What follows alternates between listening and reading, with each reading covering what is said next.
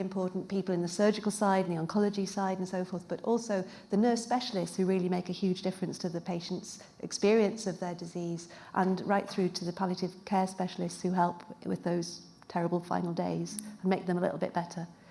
So we went through a process of identifying all of the people who might be involved in this area, and also were very much supported in this by the various charities who are members of the mission. And we went through, we put you through a really rigorous process. We've given you lots of questions to fill in. We gave you lots of things to think about. We asked you about lots of numbers. We asked you about the way you did things. We wanted to tease out those elements of care and quality, which sometimes aren't as tangible as just how many patients you see or what maybe your operating processes are. And I hope that for all of us, that's been quite a productive process, and going through the interview stages, albeit by Zoom, was actually very moving for all of us, wasn't it? To sit and listen, as Richard said, to how everybody cares so much about their patients and how everything you do is orientated towards their outcomes and their best results. So the designation committee who helped us set this in place, some of you are here today, you put in a huge amount of work. So thank you very, very much. You were just the bedrock of this process. I mean, I think that, you know, I've still only met most of you in little squares, so I don't know what the rest of everybody looks like, but you know, it was really amazing to work with such a great group of people and see their devotion to what we were asking them to do. So we went through the process with the application form, we had the review stage, and then of course the interviews, and then that day at the beginning of March this year where we actually were able to announce that of the 20 centres who applied, 9 had achieved the standards that we'd set, and that's just a fantastic achievement for everybody. So thank you all again. So, on to you, Jess.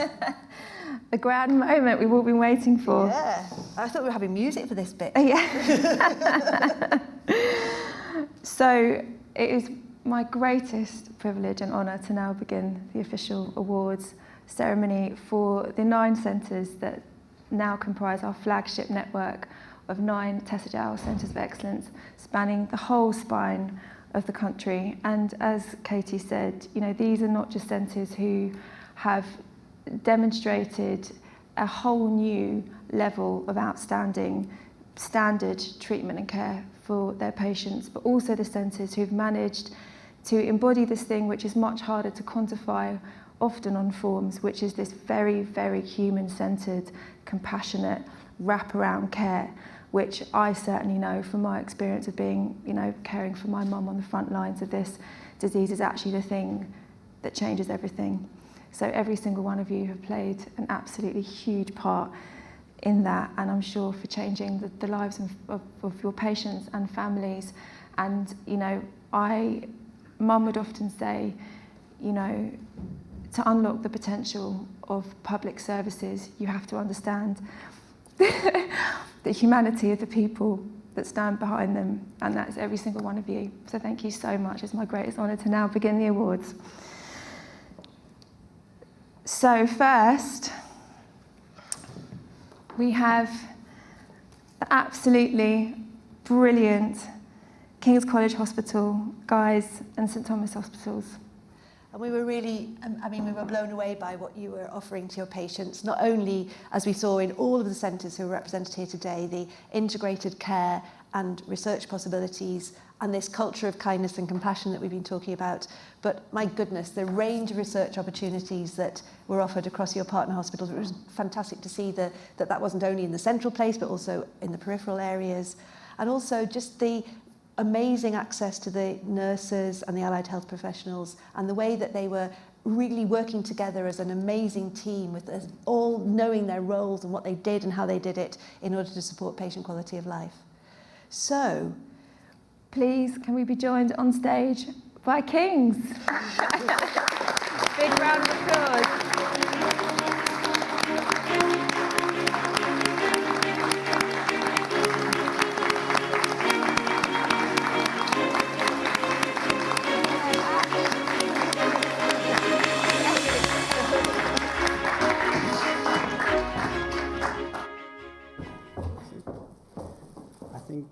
Thank you so much.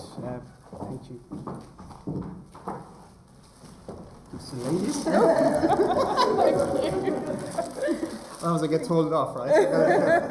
Like the Olympics. That's Get a medal. Thank you very much. Wow. Thank you. It is an absolute honor and privilege to be here and for our center to be recognized. I think we are very lucky, Lucy and I, because we work in a fantastic team that do all the hard work, and we pick up flowers and the prizes at the end. So that's an amazing position to be at. But joking aside, we are truly honored to have this award, and as I say, this is a credit to all the hard work that every member of our team does on a daily basis. I mean, the mission is clear. They work to put their patients first because that's all that matters, to be honest, at the end of the day. And I'm not going to name names because there's so many of them, I'm bound to forget a name and then I'll get decapitated. But all of our colleagues, neurosurgeons, neuro-oncologists, neuroradiologists, clinical nurse specialists, I have to name Vicky Hurwitz because she's absolutely amazing. And she's isolating at the moment. Yeah, she's isolating otherwise at the moment. She'd be here. Otherwise she would be here. She's but fantastic. Absolutely, but all our colleagues are really, really wonderful. Well, I feel very privileged to work in the King's and Guy's and Thomas's team because, it's a tricky field we're in, and it's actually only by collegiate working that it makes it worthwhile and that actually we can go on and provide the service that we're doing. So for me, it's a huge privilege, and thank you very much for the award. Thank you. Thank you. Thank you. The photo.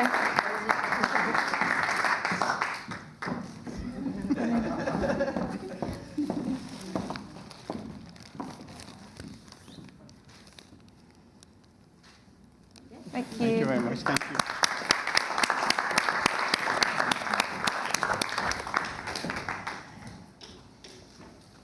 Next up, we have Nottingham. So again, I mean, all this care and research, the kindness and compassion were outstanding in Nottingham. But we also saw an amazing link with patient organisations in this team, which I think a lot of places, centres could learn from. Fantastic rehabilitation opportunities and a world-leading service, I think, for the low-grade glioma patients. So it's wonderful to be able to recognise that and to invite the Nottingham people to come forward. Join us on the stage.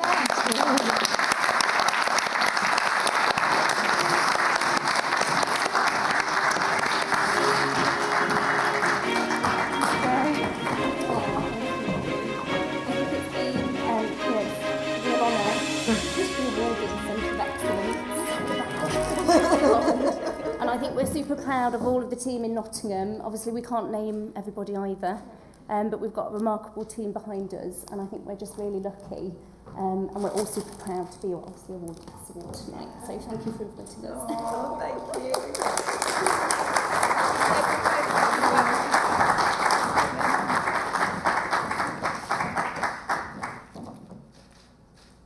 Thank you. Thank you.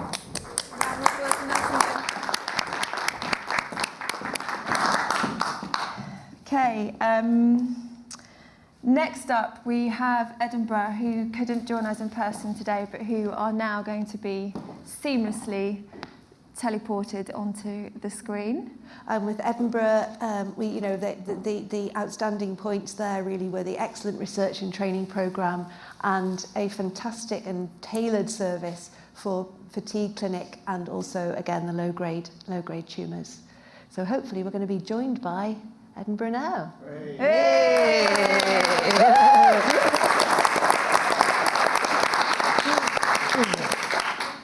So thanks so much for this. I'm sorry that we couldn't be down to join you in person, but I'm very pleased to represent the Edinburgh team and collect the Centre of Excellence Award on behalf of them. The award will be displayed in the neuro-oncology outpatient clinic and will reassure patients that the care they get from the team, both the patient-facing team and the behind-the-scenes team, neuroradiology and pathology, is of a high standard. So, but I'd like to highlight a group in particular, and these are the neuro-oncology clinical nurse specialists, the epilepsy clinical nurse specialists, clinical trials research nurses and the outpatient nurses, as they're often the unsung heroes, and they set the tone for the culture of kindness and compassion when patients attend the outpatient clinic. So thank you very much for this. On behalf of the Edinburgh team.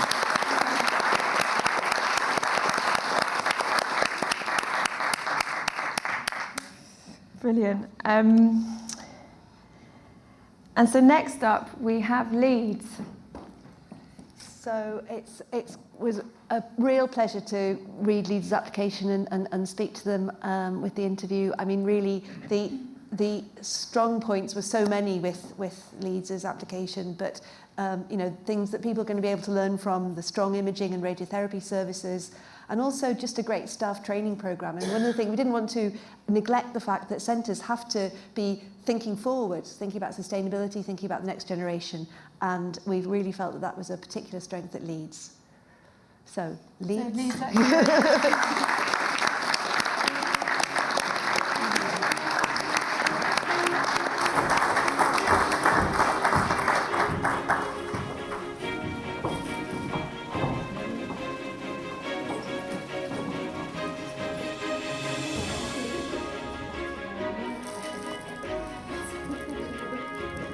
So again, without being too repetitive, it's a great pleasure, obviously, to be here. First, it's a great excuse to actually see some 3D people and see some of our wonderful colleagues. We really have missed it, and I think this is a great reminder about how working together really should work. We can all learn from each other. So thanks very, very much. Great to be here. Great to take this on behalf of the team in Leeds. And I'm pleased that you've highlighted our training, because I think that is something that we're very pleased about. It's great to be here with one of our young academic surgeons. Yeah. So yes, like thank that. you so much. Yes. Yeah, no, it's a real pleasure to work in Leeds, and I think, you know, people ask why sometimes you work in oncology, and I think when you go into work and you know that everybody is just working as a team to pull around one patient, that makes the job easy and a real pleasure. And it's a shame we couldn't be joined by our CNS and Yes, we should our team today as well. But Yeah. I think, thank you very much.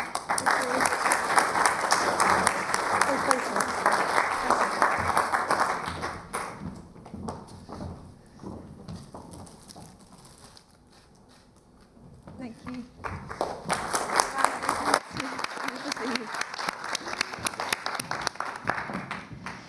And next, we have Newcastle, who will also be joining us via Zoom link shortly. So, well, I wasn't involved in the appraisal process of Newcastle because that's my home city where I've lived for over 30 years and where I worked as a consultant in the Newcastle Hospitals Trust, and of course also where my husband Jimmy was looked after when he had a glioblastoma some 5 years ago or so. And from having lived through that with Jimmy, it was no surprise to me that Newcastle was, of course, one of the founder members of this process and is one of the people, one of the groups getting an award today. Newcastle people are very kind and very caring, and the culture of kindness and compassion shines through in the whole of the hospital, but particularly in the neuro-oncology team. Their rehab opportunities and links to the community services were outstanding, and you know, the oncologists were really absolutely up for going the extra mile to give patients access to every possible treatment option, as well as, of course, just giving that whole human-sized face to oncology care, which we particularly appreciated, where every single visit that Jimmy had to the centre was around what he wanted and what he wanted to get out of his treatment and what was left of his life. So I hope Newcastle are on the line and that the technology is going to work. Oh, yes. Oh, yay! Yay!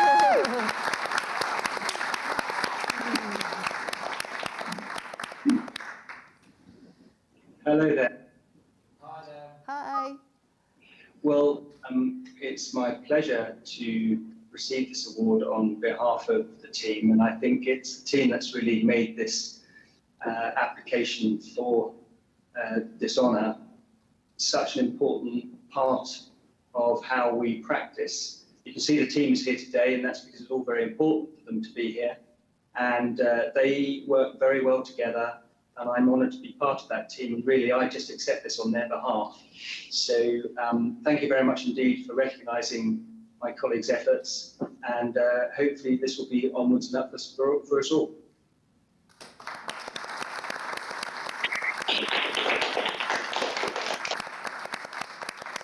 And this being Newcastle, I hope that there's going to be a party now. Yeah. That's not coffee. That's not coffee.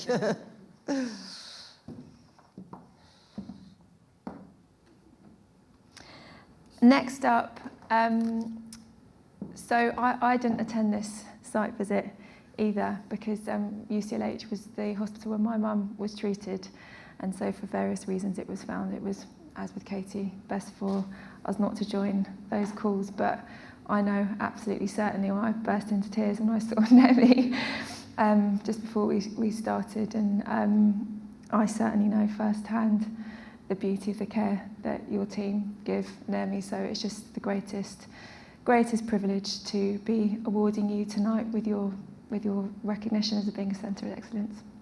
Yeah, and I mean UCLH really stood out. The National Hospital, Queen Square, excellence in neurosurgery and pathology, which you would take it as a given from that wonderful service, but also the comprehensive patient care through the dedicated inpatient brain tumour ward in particular. But overall, the care was just amazing, wasn't it, when we thought about it?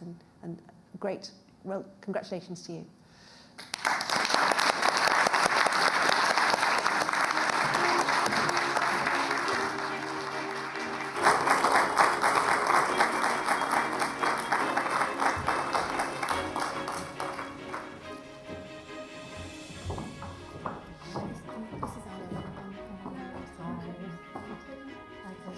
My girlfriend, I've got a past music flag.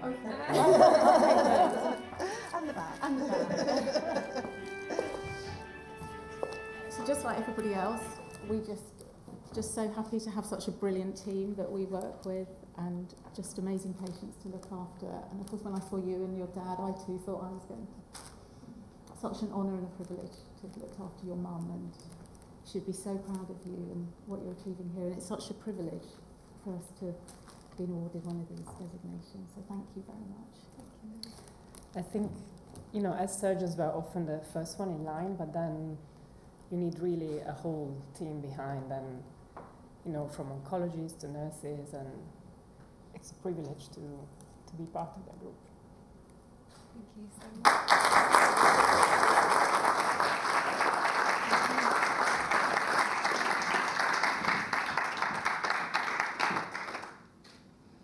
Thank you.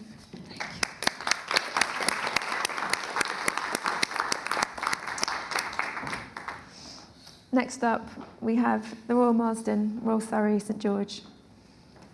And for this very big group, it was an amazing way to see how this group worked, because there are several places around the country who work in teams and from different hospitals, some more or less successfully than others. But we did feel that this grouping particularly worked very, very well in the way that they delivered their care and were able to offer excellent access to lots of clinical trials, a really strong staff development programme, again thinking about training and moving people forward, and just a fantastic range of access to allied health professionals for support to quality of life. So, team from...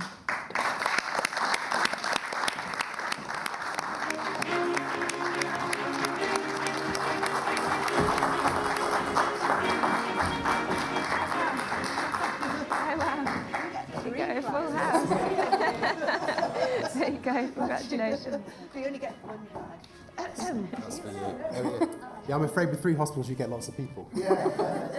But we're standing on the shoulders of giants, so thank you very much. And just want to say, it's so nice to be involved in a positive thing for glioblastoma. For the first time, for a long time, it's always been sort of the booby prize of medicine. And actually, we really feel like you're doing something, it's fantastic, and this will have a really long-lasting legacy. So thank you very much.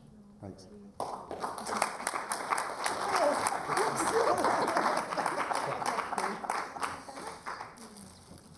Great. Thank you so much. Thank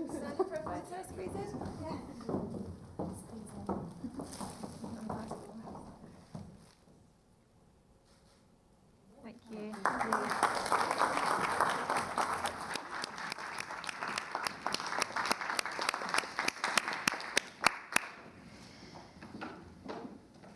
Next up, we have Salford Royal and the Christie. And I mean, this is another example of very close team working across different hospital trusts, with also great collaboration as well into primary care providers. Really an interesting programme to improve diagnosis, and I think this is something that all of us are going to want to learn from. And again, just that level of access to specialised allied health professional services, which clearly is what makes a difference to patients' experience. So welcome to the Salford and the Christie.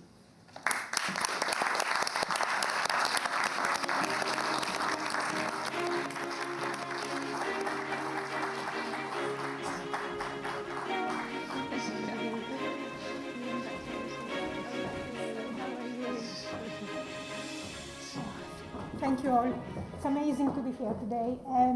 We are humbled, like everybody else, to be part of this amazing community. We wouldn't be here today, I would say, if it was not for our patients and families who have shared the link with many of them. And we're here because of them inspiring us with their strength and resilience. I would like to thank, obviously, we're part of two big teams, the Christie and the Salford, have amazing, dynamic team in surgery, pathology, radiology, specialist nurses, allied health professionals. We're really, really very lucky to be part of that team. And finally, also I would like to thank our families, because we work in emotionally draining jobs at times. They are always there to support us. So I would like to thank everybody and my partner in crime. Thank you.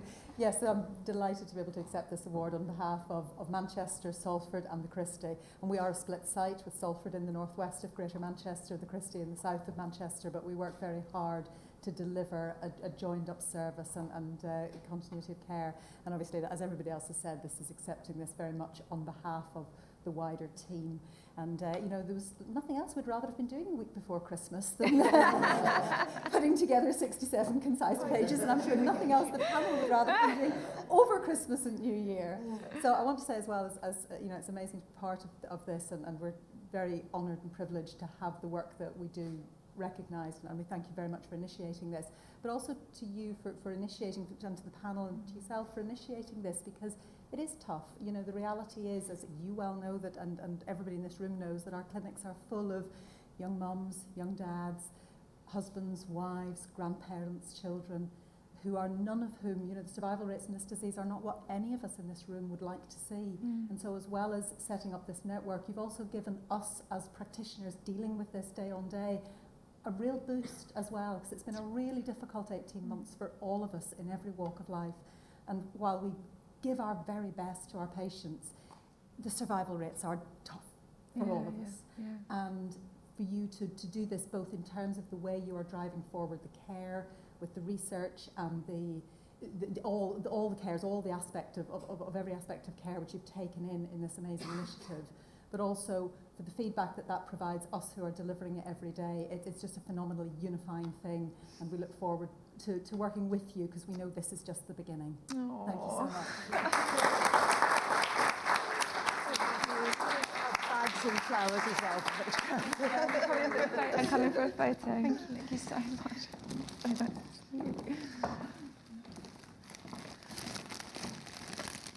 Thank you.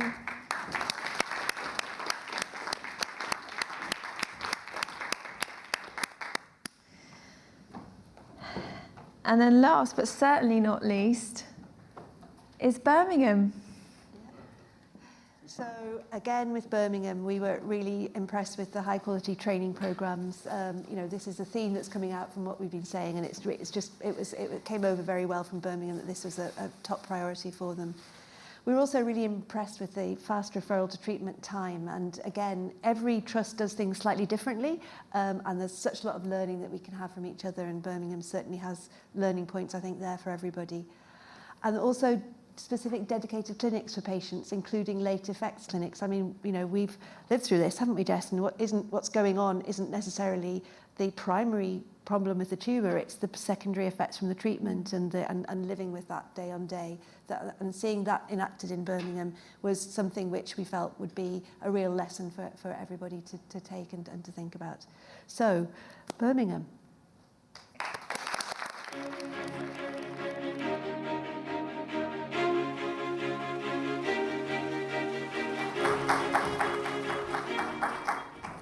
Thank you very much. I'm here for the team, and in case you're wondering why I'm Billy No Mates this evening, it's because, ironically, Birmingham is hosting the British Neuro-Oncology Society's meeting today and tomorrow. And so the rest of the team, I just left them doing what they do really well, which is working hard to promote and advocate on behalf of brain cancer patients. It's a real privilege to be here, not only for this, but to see the stimulus, the boost that Kath just alluded to, because in the audience and in the centres of excellence are people I have worked with for years when brain cancer was a deeply unfashionable area to work in, and they have stuck with it, and they have had an incredible courage, determination and belief in putting patients first. And it is fantastic that they've all been rewarded, and that the whole emphasis of what you're doing is collegiate, collaborative, outward-looking, optimistic and positive. Thank you for that on behalf of my team and everybody.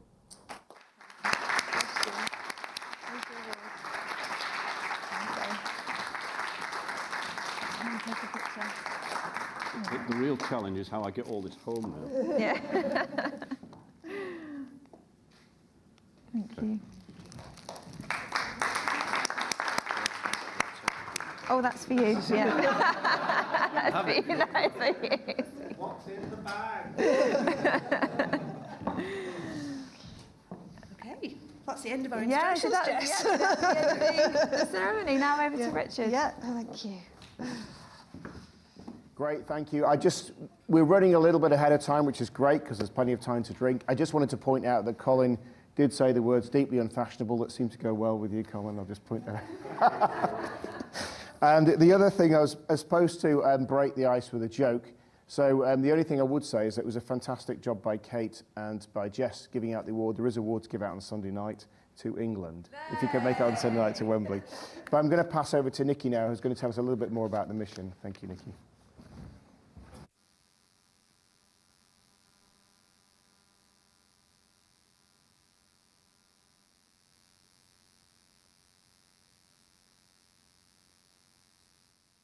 Comment from Dame Eve Buckland, who says, how wonderful to be here and to be able to honor Tessa in this way.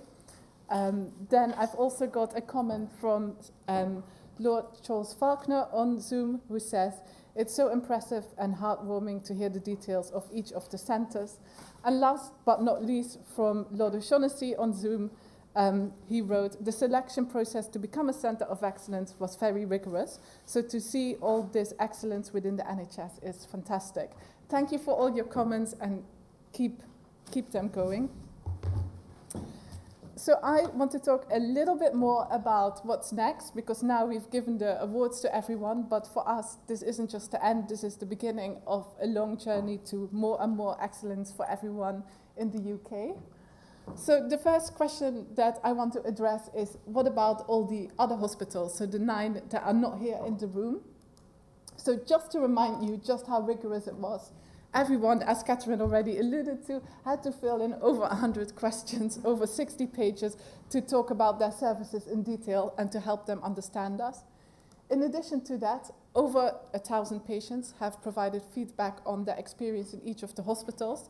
The patient feedback is still open, so we'll continue to encourage everyone to fill in their experience on the website of the Brain Tumour Charity, because it will really help us get an understanding of their brain tumour experience. And then last but not least, all the centres underwent a virtual site visit to discuss in details how their service was organised. So that's about the 9 centres of excellence. However, there were more that applied, and I'm really happy to say that there are 11 hospitals who were actually very close in the previous application round.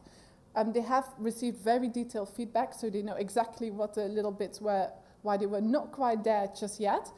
And what I'm really proud of is that we are in conversation with all those hospitals, and we know that at the moment they are further specializing their staff, rehab clinics are being built, people are setting up low-grade glioma clinics that previously weren't there.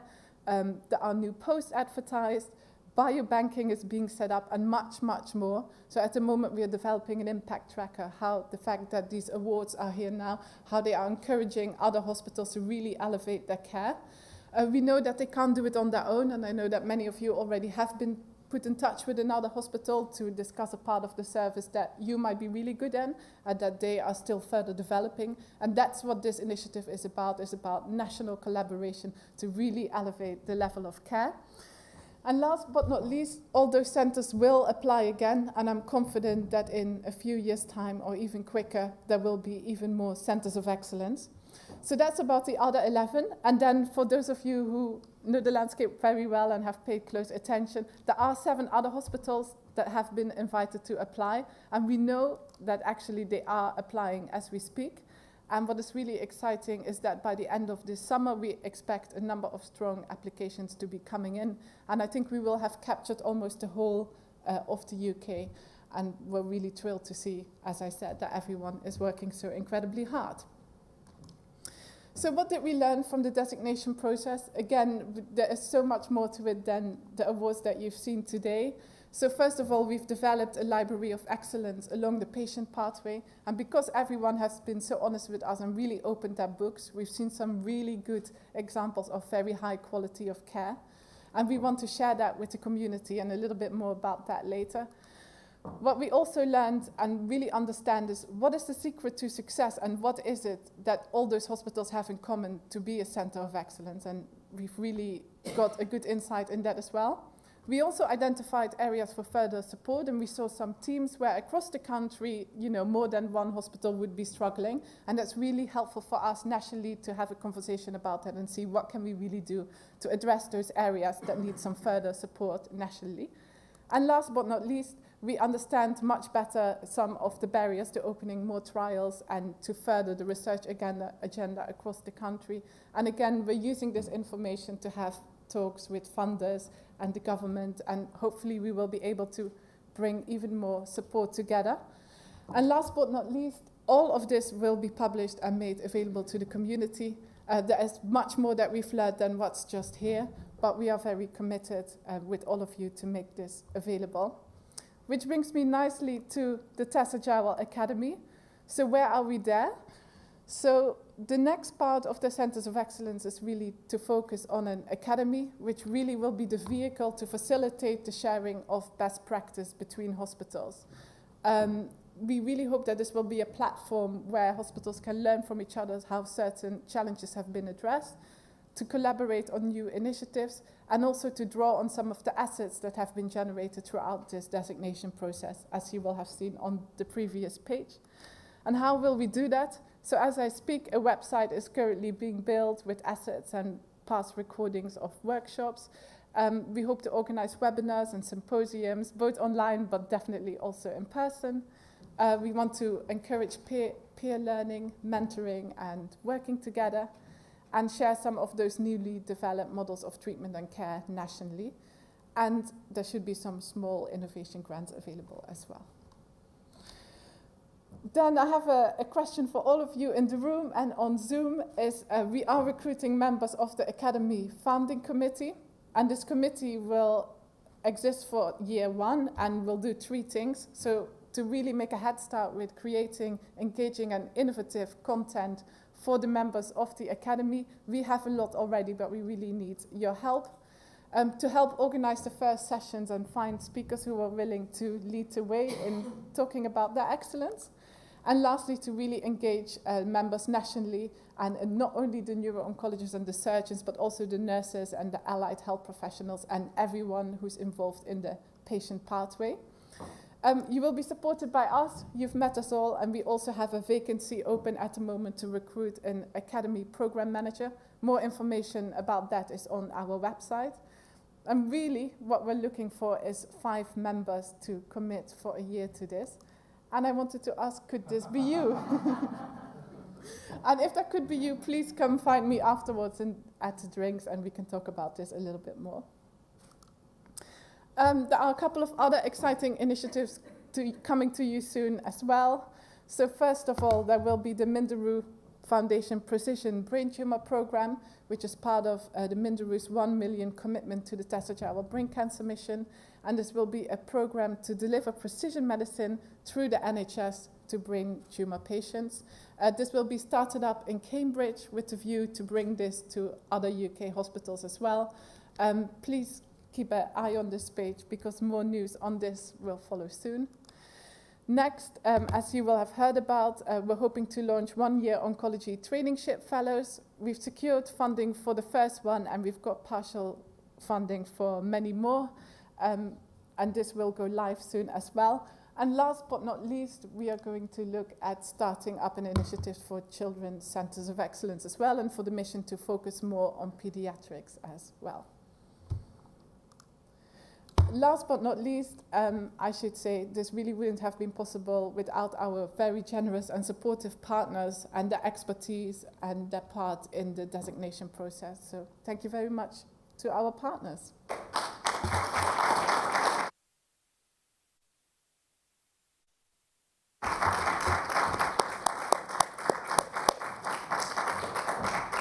I'm hoping Lord Bethel is here. Do we know if Lord Bethel's arrived yet? Not yet. Okay. So Lord Bethel generously is going to be here this evening to give us a talk. I'm going to keep talking till he arrives. But if we could get the Zoom back up. Have we got people still on Zoom? Is that possible?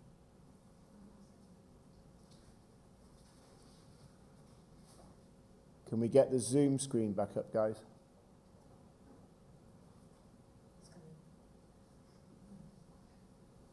So what I was going to say is hopefully James will still be there. James O'Shaughnessy, who basically we met when he was Under Secretary of State for Health and participated in the mission in its early James, yeah, there's James. So James was basically, can we get rid of the echo? So James was basically a champion for us in government, which is critical, as many of you will know, for anything like this on this scale that you need to get done. So James really superb in helping us in founding the mission, and has now become the patron of the mission and continues to advise us. But we're also delighted that Lord Bethel, who hopefully will be here soon, is sort of taken on that role as the current Under Secretary of State for Health. And I can't overstate how much having somebody like him or her in government means. It basically gives us an ear directly into Whitehall, so that when we're trying to action things like changes in policy, working with the Task and Finish group that Brain Tumour Research founded and got going and really pushed forward, or thinking about UKRI's investment in research, having somebody who's a champion in government is really critical for that. So I really wanted to thank Lord Bethel when he arrives for the role that he's played in that.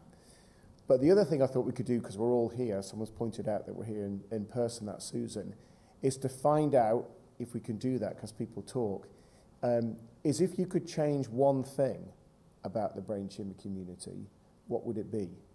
So it'd be great to hear from people if they had access, for example, to a very high-level person in government who was listening to what they were saying. What is the one thing that you would change if you could do that tonight? So is anyone willing to go first from one of our 9 centres here, or who's on Zoom? Because we also have Mike Batley here from NIHR, also I'm looking around, and Helen Campbell, who's committed to give £5 million from the NIHR to the first person that speaks.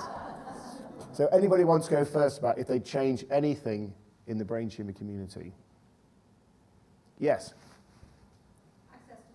Access to drugs. Access to novel agents. Access to novel agents. Well, gliomas are difficult to treat, and the number of patients with actionable mutations is very small. They are there. Okay. These are too niche. The numbers are too small to be a viable sort of going concern for pharmaceutical companies. The numbers are just too small and they're too niche. And I would like to see unified. I would like to use this platform to try and get together, because I know there are many people feel the same on this topic, to try to get access to the targeted agents for patients, because these are drugs which are in widespread use in things like the melanoma community, but for brain tumour patients it's very, very patchy. Okay. It depends on your oncologist wanting to try and get it through a compassionate use scheme, or there may be a clinical trial, but the clinical trial closes. It's very ad hoc, and I would like to try and lose that lottery. That's great. So actually that's something that the Academy can take up as a first opportunity. So one of the reasons for getting the group together as a sort of peer group with that sort of momentum is to sort of push forward those kind of things. So that's one thing we could take up. So Anthony, you had your hand raised. But could you repeat that very briefly for the people on Zoom? Yes. Catherine just said. So can you hear on Zoom, by the way? So Catherine was Catherine was pointing out that access to novel agents for brain tumour patients is patchy across the country.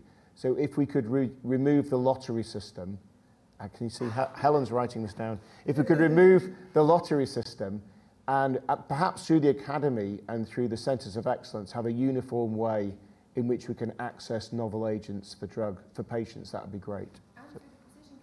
And through the precision clinic, yeah. And also Matrix. Yeah, and Matrix.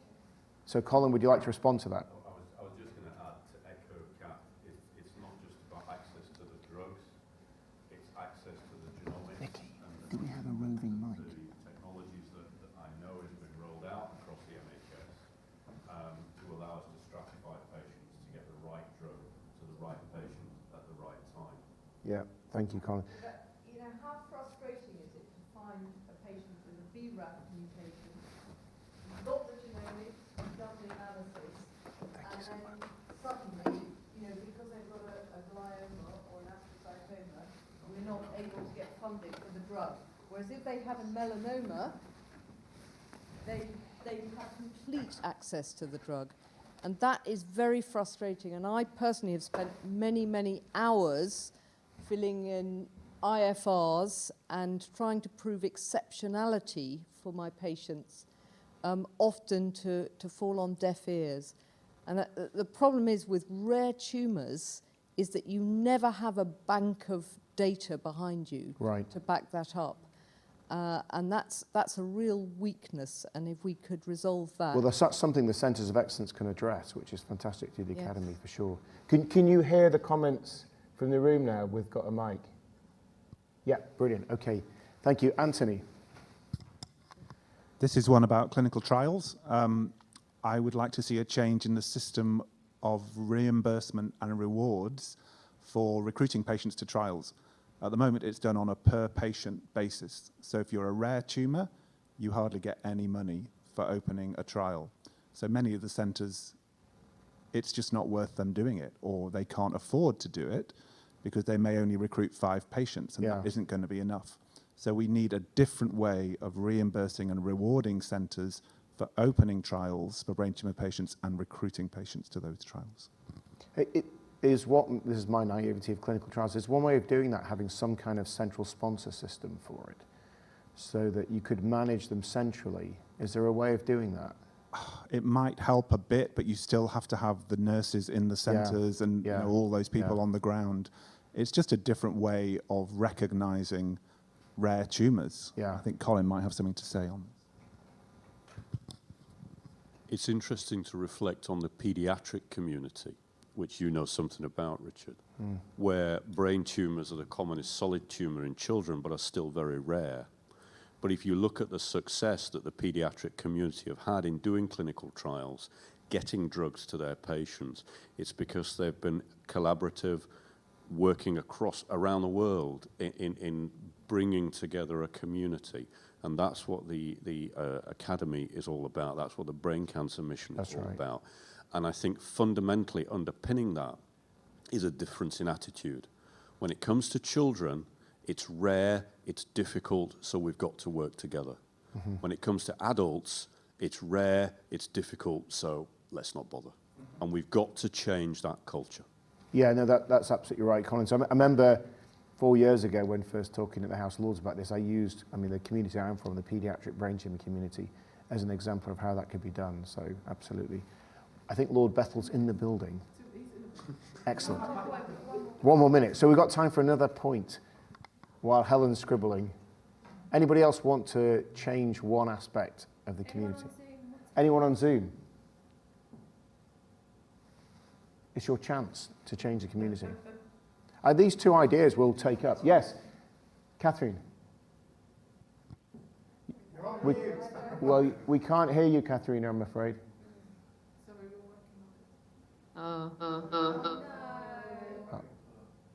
Keep talking and see if we can get it to work.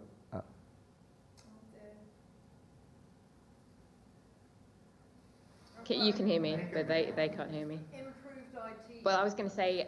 Oh, yeah, we can hear you. We can... research funding. So we have lots and lots. Yesterday we had a seminar for our early career researchers who are interested in researching brain tumours, and there are loads of them in the room, but there is a pipeline, there's a bottleneck. So after they've done their PhDs and becoming clinical consultants, they get lost to the system. These are really bright people. You want them in our field. You want them to do academia. So somehow we have to change the system so we can get more of those people through the system and stay with brain tumour research. And I think that's to do with changing the grants and the funding system. Great. Thank you, Catherine. That's great. Yeah. Okay, so I'm delighted that Lord Bethel has joined us.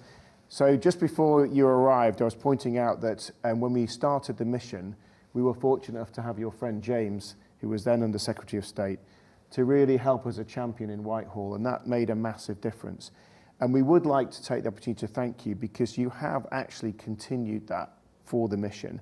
And I would say on a personal note that whenever we've had these sorts of debates, we've had meetings, Lord Bethel's always been there as an advocate for the mission. And what's clear when he talks is about patients being first, and that's very impressive. So we would like to thank you for that, and we thank you for joining us this evening and saying a few words. Thank you.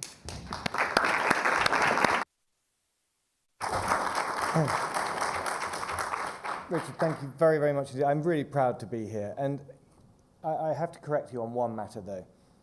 Lord O'Shaughnessy, he's not my friend. He's like my conscience. He's like this presence in my life that beams responsibility, and he's just a massive human call to action, basically, particularly for the Tessa Jowell Foundation. And he's done an amazing job, and I'm very lucky to be walking in his footsteps.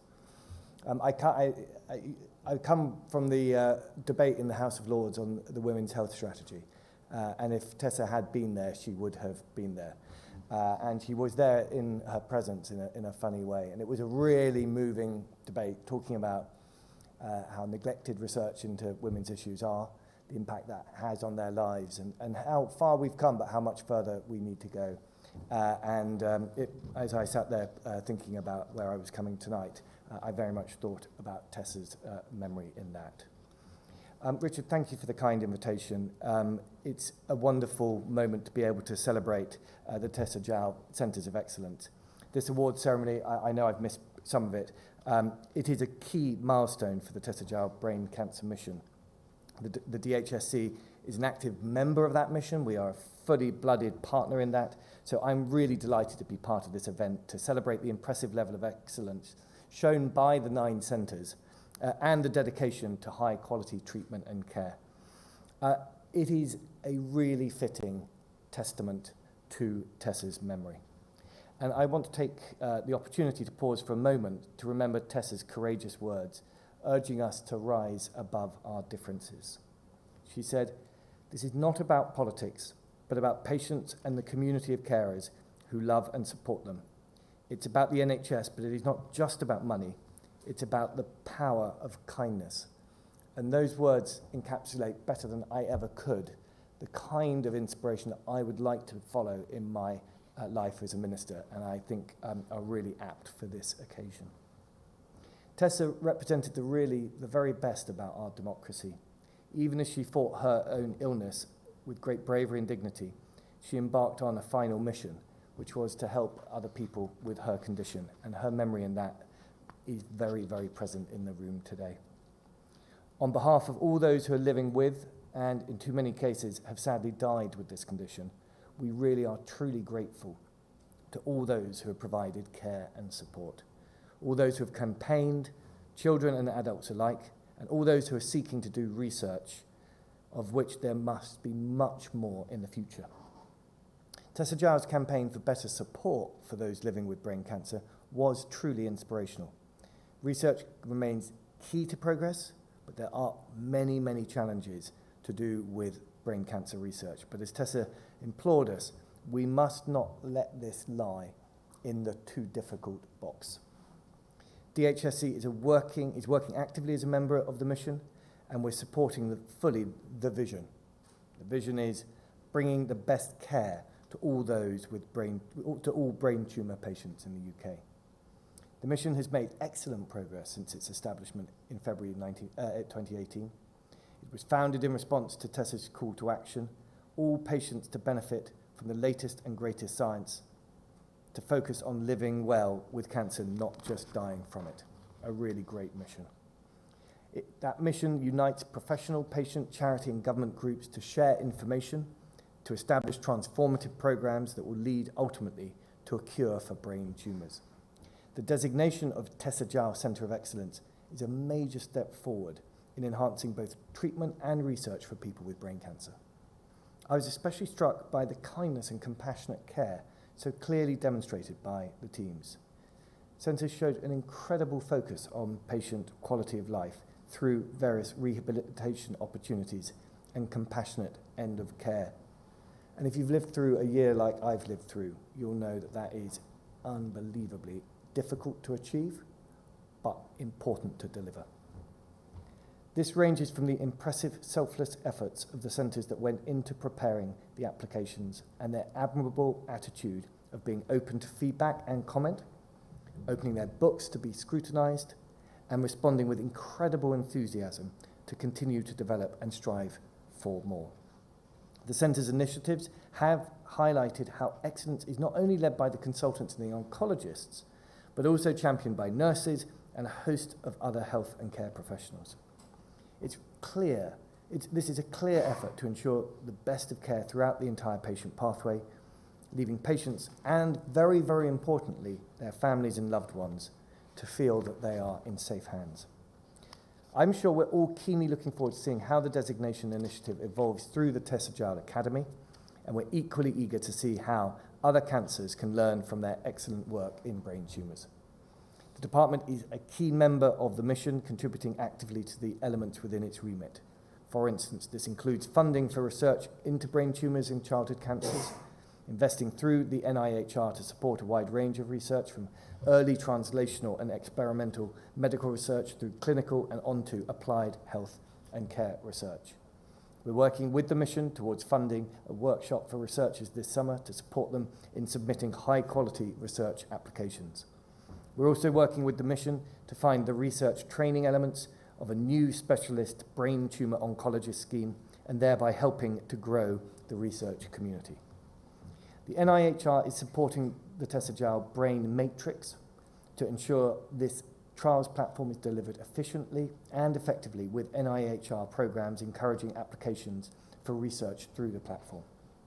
This shows how the DHSC is providing practical support to the brain tumour community to continue building on joint working with the Tessa Jowell mission.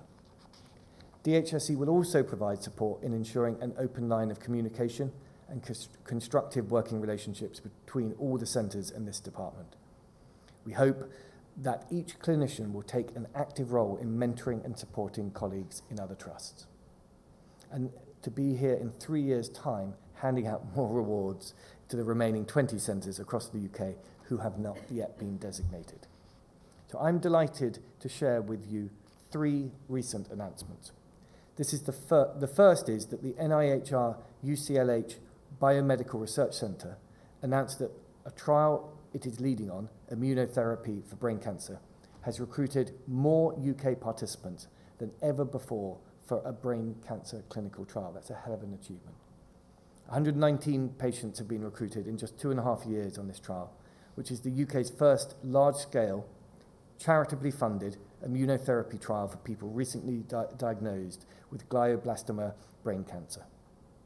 It is really significant, as glioblastoma is an aggressive brain tumour with around 2,200 cases diagnosed in England each year and around 3,200 across the UK. The average survival rate is 15 months, 15 months, with fewer than 10% of patients alive 5 years after diagnosis following standard treatment. Heartbreaking statistics. Just for a bit of background, the NIHR's 20 medical research centres are collaborating between world-leading universities and NHS organisations. They bring together academics and clinicians to translate lab-based scientific breakthroughs into potential new treatments, diagnostics and medical technologies. Therefore, this new UCLH brain cancer clinical trial is a very, very welcome announcement. The second announcement is around AI technology, revolutionising care and accelerating diagnosis. It involves developing AI to measure the volume of tumours from scans and learn which are at risk of growth. This will ensure that patients at high risk are monitored much more frequently, and others can be reassured that their tumour is lower risk. This will be delivered in partnership by the Accelerated Access Collaborative, NHSX and NIHR. The third announcement is that the Institute for Cancer Research and the Royal Marsden recently shared encouraging results that give early promise for the first targeted brain cancer treatment, lisavanbulin, following the phase 1 trial. An international phase 2 study, supported by the NIHR Biomedical Research Centre at the Royal Marsden, is now recruiting glioblastoma patients across centres in the UK, Switzerland and Germany. Please do look out for more detailed information on these 3 significant announcements over the coming weeks. That's a hint, by the way. Looking forward, what benefits will the Centres of Excellence offer to patients in the wider community? Well, let's start with patients, who are central to everything. Firstly, confidence. The centres will give patients confidence that they will benefit from the best possible treatment at the centre. Visibility and choice. Patients can make a conscious choice where to access high-quality treatment. Then let's think about the brain tumour community. The centres will act as an advocate for appropriate resourcing. They will be able to amplify our voice as a brain tumour community by providing thematic feedback to the NHS commissioning team and to the DHSC. For example, if there are certain areas that suffer from structural underfunding across all trusts, we will highlight and discuss these. The Centres of Excellence will continue to ensure that patients are fully at the centre of the picture. And to quote from Tessa, that doctors and health systems learn from each other. Very, very important. So we have a lot to look forward to in the coming months and much to build on over the coming years. So let me draw this to a conclusion. Everyone rightly recognises the important progress the designation represents, and another step in rising to the challenge set by Tessa and the families of those who have lost a loved one to brain cancer. This has only been possible through the collective effort of the entirety of the Tessa Jowell brain cancer mission, the patients and the NHS. Our work has and will continue to be collaborative. Tessa's words still speak to us. Her hope was an inspiration to us all, and it still is. We must keep striving and keep rising to the challenge she and those families have set us, and we must never waver or tire in our determination to improve the health and lives of the nation. This celebration, congratulating the 9 successful centres which obtained the Tessa Jowell Centre of Excellence designation, is a critically important step in achieving this. Thank you very much indeed.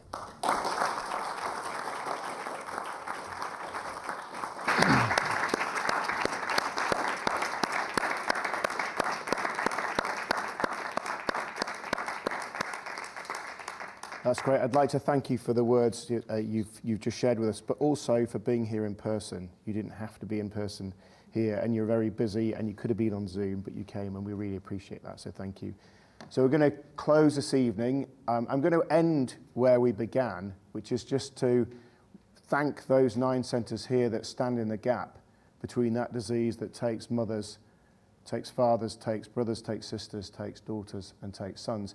14 years ago tonight took my father, and I'm going to pass over to Jess, who we always give the last word to, who lost her mother to the disease. Thank you, Jess.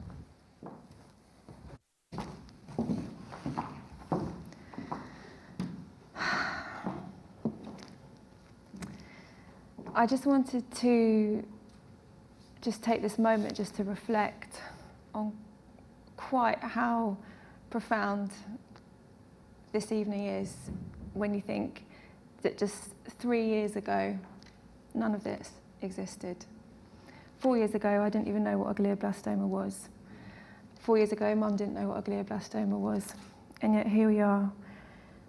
In the last 3 months of Mum's life, and I didn't know it at the time, but now I see it.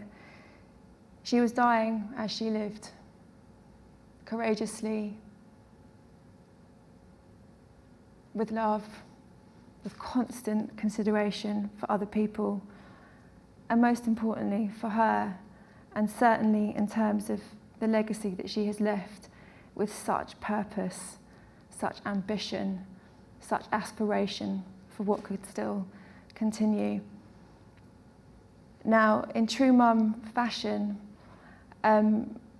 she left us a rather large departing wish to take the UK from being a country with some of the poorest outcomes in cancer in Western Europe to being a global leader in the treatment and care of brain tumour patients. And 3 years ago, we, together as part of the Tessa Jowell Brain Cancer Mission, a group of 60 very, very diverse stakeholders from across spanning the landscape, from all the way from the patient charities, clinicians, nurses, all the way up to senior levels of government, the NIHR, the whole way across the spectrum to come together to co-create and design a national strategy to truly innovate and transform brain tumour treatment and care. And so it is just with immeasurable pride every day that I observe the work that we are all doing together, just as mum would want. She had one of her less spoken legacies was her ability to harness this incredible spirit of collaboration. And she truly believed that when people came together, united behind a common purpose, anything was possible. And it's really how she delivered some of her most transformational public health initiatives throughout her career, whether that be Sure Start, changing in teenage pregnancy, anti-smoking, and of course the Olympics, which was, an absolutely kind of glory moment demonstrating that. And so, whilst this is a moment to kind of recognise the huge amount that has been achieved in the last 3 years, in just 3 years now, we are well on the road to delivering this truly transformational strategy. What keeps me awake at night, as I think she would want, is what next? What are you going to do next? And that's what I hear constantly from her coming through to me. But just knowing what the roadmap is for the next few months and years, I think we are well on the way to delivering that departing wish, with the delivery of precision medicine into the NHS for brain tumour patients for the first time ever. The Tessa Jowell Brain Matrix, the Tessa Jowell Oncology Fellows, the Tessa Jowell Academy, which is going to be a moment where all centres, of which all of you are going to play a huge role, is going to be our national effort to raise all boats, so no centre gets left behind. And every single person here has played a huge role in that already. Although I also wanted just to take a moment just to recognise, and I hope you wouldn't mind this, that while every single person here has gone above and beyond over the last 3 years, and my God, it's been blood, sweat and tears, I just also wanted to recognise the extraordinary leadership that we have as part of this mission that makes it all possible.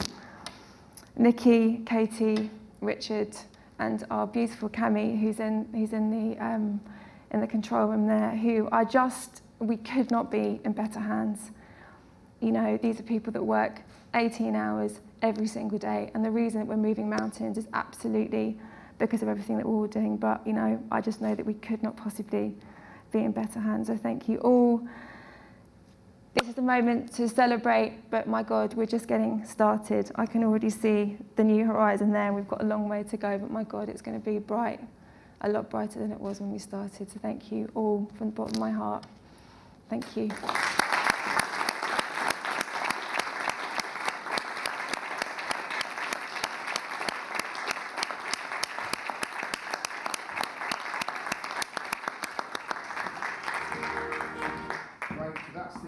Of the formal part this evening, but you're welcome to join us, I think, for drinks out in the garden area and in the seating area. Please remember to keep your mask on until you sit down with a drink. You can take your mask off the drink, obviously, but we'd love to sort of chat if you can stay behind. So thank you very much for coming.